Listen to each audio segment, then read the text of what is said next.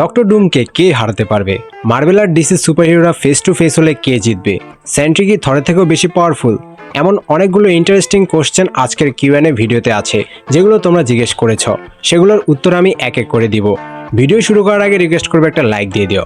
তোমার যদি কোনো প্রশ্ন থাকে তাহলে এই ভিডিওর কমেন্টে জানাতে পারো, অথবা পরবর্তীতে কিউএনএর জন্য কোনো কমিউনিটি পোস্ট দিলে সেটাতেও তোমার কমেন্ট জানাতে পারো। সেটার উত্তর পরবর্তী কিউএনএ ভিডিওতে দেওয়ার চেষ্টা করব। তো চলো আর কথা না বাড়িয়ে শুরু করি আজকের ভিডিও। প্রথম কোশ্চেন করেছে master of mystic arts Lucifer ও Ghost Rider face to face, কে জিতবে? Comics and movie series. যদি ডিমান জারাথোস ফজেস্ট গোস্ট রাইডারকে নেই তাহলে গোস্ট রাইডার অনেক পাওয়ারফুল। জারাথোসের সাথে বন্ড করে গোস্ট রাইডার অনেক সুপার ন্যাচারাল পাওয়ার্স পায়, যেমন superhuman strength, durability and hellfire manipulation. Ghost রাইডারের কাছে একটা মিস্টিক্যাল চেইন আছে, আর গোস্ট রাইডার পিনান্স স্টেয়ার দিতে পারে, যার কারণে সামনের জন তার কৃতকর্মের জন্য অনুতপ্ত ফিল করে। বেশি পাপ করলে সহ্য করতে না পেরেই মারা যায়। গোস্ট রাইডারের উইকনেস হলো তার থেকে বেশি কসমিক পাওয়ার যার আছে তার কাছে গোস্ট রাইডার হেরে যাবে।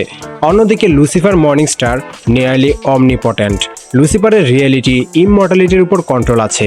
রুলস অফ এক্সিস্টেন্সকেও লুসিফার ব্যান্ড করতে পারে, তার মানে লুসিফার ক্রিয়েশনকেও ম্যানিপুলেট করতে পারে।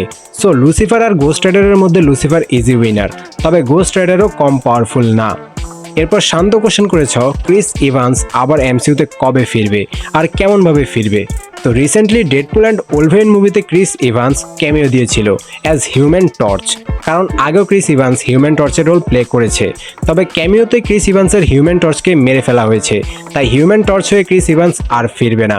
তবে যেহেতু বলা হচ্ছে সিক্রেট ওয়ার্সে অনেক পুরনো ক্যারেক্টার ব্যাক করবে, তাই হতেই পারে অন্য কোনো ইউনিভার্স থেকে ক্রিস ইভান্সকে ক্যাপ্টেন হিসেবে আনবে। মাল্টিভার্সে কে কোন কোণা থেকে ফিরবে বলা যায় না। এরপর তাহমিদ খান কোশ্চেন করেছে what is your favourite, Marvel or DC? তো মার্ভেল আর ডিসি দুইটাই আমার ভালো লাগে, কিন্তু Marvel is a emotion, so I will choose Marvel. Tom Holland MCU Spiderman और टॉबी मैगवायर स्पाइडरमैन 1, 2, 3 और Andrew Garfield the amazing Spiderman 1 and 2। তো এই ক্ষেত্রে আমি টবি ম্যাগুয়ার স্পাইডারম্যানকেই বেছে নেব, দ্য ওজি স্পাইডারম্যান। তবে বাকি দুই স্পাইডারম্যানও যথেষ্ট ভালো। RDJ on Iron Man or Doctor Doom? RDJ Doctor Doom রোলে অনেক ভালো করবে, কারণ আরডিজে একজন ফ্যান্টাস্টিক অ্যাক্টর। তবে আরডিজে আয়রনম্যান হিসেবে একটা ইমোশন। আরডিজে সবসময় আয়রনম্যান হিসেবে সেরা ছিল, আছে এবং থাকবে। তবে ডক্টর ডুম রোলও আরডিজে অনেক ভালো করবে, সেটাই আশা করি। Deadpool or Spiderman? তো এই ক্ষেত্রে আমার স্পাইডারম্যান একটু বেশি favourite, so I will choose Spiderman. Captain America or Thor? Thor আমার অনেক ফেভারিট একটা ক্যারেক্টার, কিন্তু আমি ক্যাপ্টেন আমেরিকার থেকে অনেক বেশি inspiration pi, so I will choose captain America. এরপর একজন কোশ্চেন করেছ Marvel versus DC all superhero face to face, which team will win? তো প্রথমত বলবো যাদের হ্যান্ডেলে নিজেদের নাম নেই তারা ইউটিউব হ্যান্ডেল অপশনে গিয়ে নিজেদের নাম লিখে চেঞ্জ করে নিতে পারো। তাহলে আমি বুঝতে পারবো যে প্রশ্ন করলে তার আসল নাম কি, আমি তার নামটা নিতে পারবো। এখানে যেহেতু নাম নেই তার নামটা নিতে পারছি না। যাই হোক, ডিসি আর মার্ভেলের মধ্যে ক্রসওভার কমিক্স আছে, যেখানে ডিসি আর মার্ভেলের হিরোরা ফাইট করেছিল, তাই এই প্রশ্নটার উত্তর আমি সেখান থেকে দিচ্ছি। মার্ভেল ডিসি ক্রসওভারে মোট 11টা ফাইট হয়েছিল, তবে এদের মধ্যে উইনার ডিসাইড করা ডিফিকাল্ট ছিল, কারণ এদের ফাইট অনেক হার্ড আর ইকুয়াল ছিল। তবে যাদেরকে উইনার ধরা হয়েছে আমি সেই হিসেবেই বলি। হাল্ক আর সুপারম্যানের ফাইটে winner Superman. Captain America versus ব্যাটম্যানের মধ্যে winner Batman. Wonder Woman versus Storm ফাইটে winner Storm. Wolverine versus Lobo ফাইটে ওলভেরিন। সুপারবয় ভার্সেস স্পাইডারম্যানে স্পাইডারম্যান। জুবলি ভার্সেস রবিনে রবিন। দি ফ্ল্যাশ ভার্সেস কুইকসিলভারে the Flash. Thor versus Captain Marvel এ শাজামের ফাইটে উইনার থর। ক্যাটওম্যান ভার্সেস ইলেকট্রার ফাইটে Elektra. Silver Surfer versus Green ল্যান্টার্নের মধ্যে Silver Surfer. Aquaman versus Submariner নেমোরের মধ্যে উইনার অ্যাকুয়াম্যান। সো 11টা ফাইটের 6টা উইন মার্ভেলের, তাই মার্ভেল ভার্সেস ডিসি ফাইটের উইনার মার্ভেলই হয়। এরপর ফাইম হাসান কোশ্চেন করেছে ডক্টর ডুমের বিপক্ষে কোন কোন হিরো ফাইট করবে আর ডক্টর ডুম কার হাতে হারবে? তো ডক্টর ডুমের বিরুদ্ধে অনেক হিরো ফাইট করবে।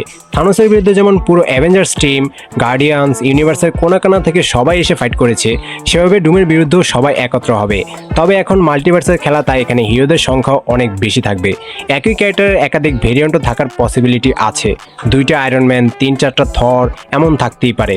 আর মেইনলি ডক্টর ডুমের সাথে পার্সোনাল শত্রুতা হলো মিস্টার ফ্যান্টাস্টিক মানে রিড রিচার্ডের। ডক্টর ডুম হারবে রিড রিচার্ডের কাছে। এরপর এমডি আব্দুল বাতেন লিখেছ সেন্ট্রি কি থরের চেয়েও বেশি শক্তিশালী? ডিসিতে সুপারম্যানের থেকে পাওয়ারফুল কোন সুপারহিরো? অ্যাভেঞ্জার্স সিক্রেট ওয়ার্সের পরে কি হবে? ডিসি এর লুসিফার ভিলেন নাকি অ্যান্টি হিরো? তো অনেকগুলো কোশ্চেনই করেছো আব্দুল বাতেন ভাই। থর আর সেন্ট্রির মধ্যে কে বেশি পাওয়ারফুল সেটা ডিপেন্ড করে থরের কোন ভার্সন নেওয়া হবে তার উপর। বলা হয় সেন্ট্রির 1 মিলিয়ন এক্সপ্লোরিং সানের পাওয়ার আছে, অন্যদিকে অল ফাদার ওডিন ফোর্স সহ থরের 1 বিলিয়ন এক্সপ্লোরিং সানের পাওয়ার আছে, সো থরই বেশি পাওয়ারফুল। ডিসিতে সুপারম্যানের থেকে বেশি পাওয়ার মার্শিয়ান ম্যানহান্টার পজেস করে।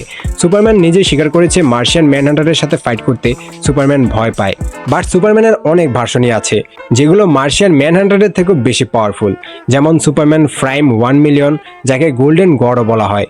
পরের কোশ্চেনে অ্যাভেঞ্জার সিক্রেট ওয়ার্স দিয়ে মাল্টিভার্স সাগা শেষ হয়ে যাবে। এরপর মোস্ট প্রবাবলি আমরা এমসিইউতে একটা রিবুট দেখতে পাবো, ডিসিতে এখন যেমন রিবুট চলছে, অথবা সিক্রেট ওয়ার্সের পরে একটা সুন্দর অপরচুনিটি আছে নতুন নতুন হিরো অ্যান্ড ভিলেন এক্সপ্লোর করার, মিউট্যান্টদেরকে নিয়ে মিউট্যান্ট সাগা তৈরি করার। কেভিন ফাইগির মাথায় চুলকানি না উঠলে আমরা মিউট্যান্ট সাগা দেখতে পারবো সিক্রেট ওয়ার্সের পর। ডিসির লুসিফার কিছু কিছু জায়গায় পিওর ইভিল, আবার অনেক ক্ষেত্রে অ্যান্টি হিরো। লুসিফারের অনেক হিরোইক ইভেন্টও আছে, তাই আমি বলবো লুসিফার অ্যান্টি হিরো।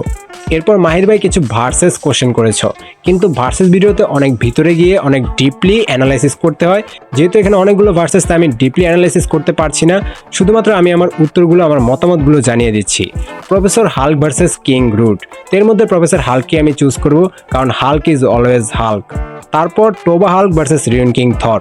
রিয়ন কিং থর অনেক বেশি পাওয়ারফুল সেটা আমরা সবাই জানি, কিন্তু টোবা হাল্কের কথা যখন আসে, টোবা হাল্ক আসলে হাল্কের কোনো ভার্সনই না। ওয়ান বিলো অলের ফ্যানমেড নাম হলো টোবা হাল্ক। রিয়ন কিং থর ওপি একটা ক্যারেক্টার, কিন্তু ওয়ান এবং অলের কাউন্টার পার্ট ওয়ান বিলো অলের সাথে রিয়ন কিং থরের কম্পারিজন করাই বোকামি। টোবা হাল্ক হেলের ডিপেস্ট পার্টে থাকে।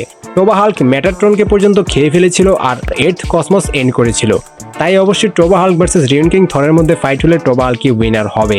এরপর Red She Hulk versus She Hulk. তো শি হাল্ক আর রেড শি হাল্ককে আমরা কমিক্সে একবার ফাইট করতে দেখেছিলাম, যেখানে শি হাল্কই উইনার হয়েছিল।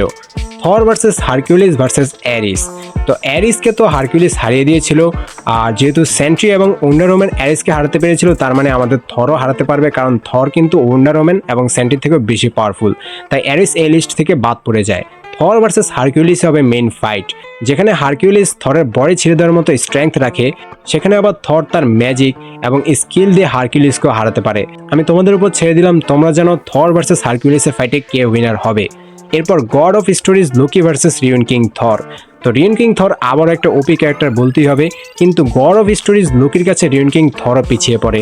রিয়ন কিং থর যা যা করেছে তার থেকে অনেক বেশি power God of Stories Loki দেখিয়েছে, তাই God of Stories Loki versus Rune King থরের মধ্যে God of Stories Loki winner হবে। World Breaker Hulk versus Endgame Thanos. Without any doubt World Breaker Hulk. এরপর R1NX শর্টস কোশ্চেন করেছ, মার্বেলে যে আরডিজে Doctor ডুম হয়ে back করবে, তারপর কি আরডিজে এর আয়রনম্যান হওয়ার কোনো সম্ভাবনা আছে, বা ওর স্যুট ইউজ করার প্রবাবিলিটি কতটুকু? হ্যাঁ, এটার অনেক বেশি প্রবাবিলিটি আছে, কারণ আরডিজেকে যেহেতু মার্বেলে আবার ফিরিয়ে আনা গেছে, তার মানে ডক্টর ডুমে থেমে থাকবে না। অবশ্যই ফ্যান সার্ভিসের জন্য আরডিজেকে একবার হলেও আয়রনম্যানের স্যুটে দেখা যাবে, কারণ আয়রনম্যানকে আমরা সিক্রেট ওয়ার্সে দেখার সম্ভাবনা খুব বেশি, আর যেহেতু আয়রনম্যানের কথা আসবে সেখানে আরডিজে থাকবে না, এটা তো হয় না। আয়রনম্যান যদি থাকে তাহলে সেখানে আরডিজেও থাকবে, তার মানে আরডিজে একই টাইমে আয়রনম্যান এবং ডক্টর ডুম দুইটাও প্লে করার সম্ভাবনা অনেক বেশি আছে। এরপর সুলতানা ফারবিন কোশ্চেন করেছো captain America the winter soldier movie এর বাকি বার্নস ভার্সেস ক্যাপ্টেন আমেরিকা, মানে স্যাম উইলসনের ক্যাপ্টেনের ফাইট হলে কে উইনার হবে। তো আমরা captain America the winter soldier মুভিতে দেখেছি যে উইন্টার সোলজার অনেক বেশি powerful. Captain America, black widow, Sam Wilson তিনজন মিলেও বাকি বার্নসকে থামাতে পারেনি। বাকি বার্নসকে সিরাম দেওয়া হয়েছিল, তাই বাকি বার্নস একজন super soldier, are the winter soldier মুভিতে তো বাকি অন ফায়ার ছিল। আর অন্যদিকে স্যাম উইলসন একজন ট্রেন্ড সোলজার, কোনো সিরাম স্যাম উইলসন নেয়নি, তাই স্যাম উইলসন কোনো সুপার সোলজার না, একজন নর্মাল ট্রেন্ড হিউম্যান। তাই উইন্টার সোলজারের বাকি বার্নসের সাথে ক্যাপ্টেন আমেরিকা মানে স্যাম উইলসনের ফাইট হলে অবশ্যই এখানে বাকি বার্নস উইনার হবে। এরপর জাহানারা খাতুন কোশ্চেন করেছো রেড হাল্ক কি এমসিইউতে আছে? হ্যাঁ, ক্যাপ্টেন আমেরিকা ব্রেভ নিউ ওয়ার্ল্ডের সাথে আমরা রেড হাল্ককে এমসিইউতে দেখতে পাবো। এরপর এমডি আব্দুল বাতেন আবার একটা কোশ্চেন করেছো যে সেন্ট্রিকে আমরা সিক্রেট ওয়ার্সে দেখবো কিনা।